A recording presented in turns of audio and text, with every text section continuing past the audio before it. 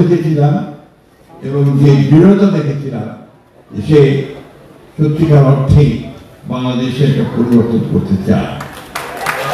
আমি আজকে তাকে আন্তরিকভাবে ধন্যবাদ জানাতে চাই এবং আপনাদের সংগঠিত সকল নেতা কর্মীকে আন্তরিকভাবে অভিনন্দন শুভেচ্ছা জানাতে চাই যে আপনারা জুলাই সেকের নেতৃত্বে বহুদূর এগিয়েছেন এবং বিশ্বাস করি আপনারা সামনের দিকে আরো সাফল্য লাভ করতে পারবেন।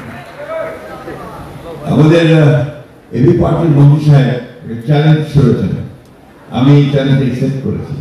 এই জন্য আমি সবসময় মনে করি আমাদের গত কয়েক বছরে একসাথে কাজ করার যে একটা ঐক্য তৈরি হয়েছে এবং আমাদের মতো বৃদ্ধ এবং তাদের মতো কি বলবো তরুণ ও আরো তরুণ যারা আছেন তাদের মধ্যে একটা কাজের সংহতি তৈরি হয়েছে, এ ব্যাপারে কোনো সন্দেহ নেই।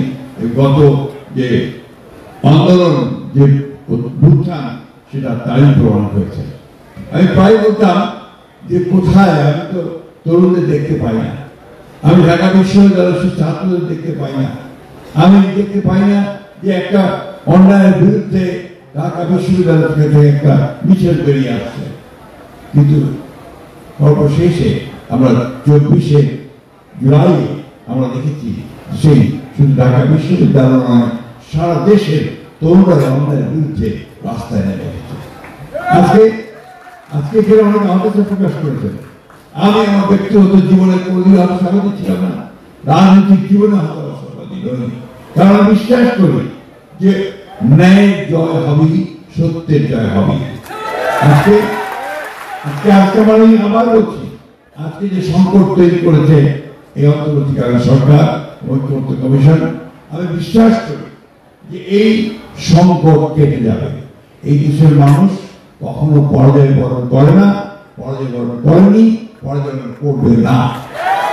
বন্ধুগণ, আমাদেরকে সবসময় একটা কথা মনে রাখতে হবে যে এই দেশটা আমাদের, এই মানুষগুলো আমাদের, এবং তাদেরকে ঐক্যবদ্ধ করে আমাদের সমস্ত যে চক্রান্ত, সমস্ত যে আপনার ষড়যন্ত্র আমাদের বিরুদ্ধে হচ্ছে তাকে পরাজিত করতে হবে। এখানে আমরা বিভিন্ন দল করতে পারি, বিভিন্ন মত থাকতে পারে, বিভিন্ন পথ থাকতে পারে। একটা বিষয় আমরা সবসময় ছিলাম, বাংলাদেশের ব্যাপারে সবার আগে বাংলাদেশ, এ ব্যাপারে আমাদের কোনো সন্দেহ নেই। আমি একটা কথা বলতে শেষ করবো, সময় নেই, কারণ আমাদের সময় হয়ে গেছে, আমার আরেকটা প্রোগ্রাম যেতে হবে আমাকে।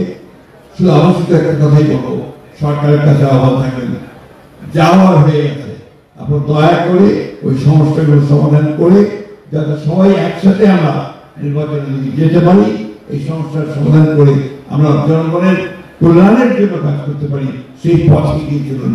আমরা যেমন অতীতে আপনাদের সঙ্গে ছিলাম, সামনে আপনাদের সঙ্গে থাকবো, কিন্তু অবশ্যই আপনাদেরকে নিজে যে জায়গা তৈরি করেছেন তার থেকে বেরিয়ে আসতে হবে, আপনাদেরকে অন্য কেউ সেটা করে দেবে না। ধন্যবাদ সকলকে। সামাজিক গণসংহতি যে সম্মেলন সফল কামনা করছি, আপনারা সফল হন, এই দোয়া করছি। ধন্যবাদ।